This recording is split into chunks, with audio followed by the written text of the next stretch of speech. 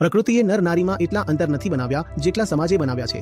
એક વાત તો અલગ કરી દીધી છે, તેને બોલો કે તું તારા હોઠ રંગીશ, બાકી તો બધું ઠીક છે. હોઠ, અરે આ તો તમે અહીંથી ખાવાનું ખાઓ છો, આમાં અંદર જતું રહેશે. શું કરી રહ્યા છો? કેમ કરી રહ્યા છો? અહીં કેમ? અહીં હાથ રાખો છો, કંઈક કરો છો, કેવી રીતે કરશો? મતલબ શું છે? એક જ મતલબ છે, વાસના ભડકાવવી છે. આ જ મતલબ છે. તમે બે જેન્ડર્સને અલગ કરશો, કામોત્તેજના એટલી વધારે વધશે, તમે બંનેને એકદમ અલગ કરી દો. બોલ્યા કે એક ગર્લ્સ સ્કૂલમાં જશે, એક બોયઝ સ્કૂલમાં જશે. બંનેના રૂમ પણ અલગ છે, જનાનખાના હશે, તે પુરુષોનો એરિયા છે. વાત ન કરવી જોઈએ, આ ન કરવું જોઈએ. છોકરીના બોલવાનો અંદાજ પણ અલગ કરી દો કે તું ઝૂકીને બોલીશ તો દબાયેલા અવાજમાં બોલીશ, તું ફૂસફૂસાવીશ. પહેનું અલગ કરી દેશો કે તું ગર્જ ન કરીશ. જેટલા બંનેને અલગ કરી દેશો એટલા બંને વાસનામાં બળશે. દરેક રીતે બંનેને અલગ કરી દો. તો બસ આ જ કરવામાં આવ્યું છે.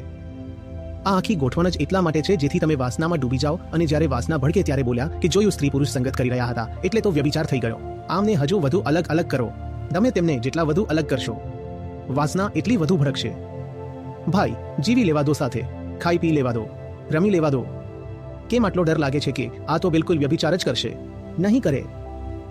સાચું પૂછો તો સ્ત્રી પુરુષમાં એટલું તો અંતર હોતું પણ નથી. આજે બનાવી રાખ્યું છે માર્સ અને વીનસ કંઈ નથી. આટલો જબરદસ્તીનો કૃત્રિમ તફાવત બનાવવામાં આવે છે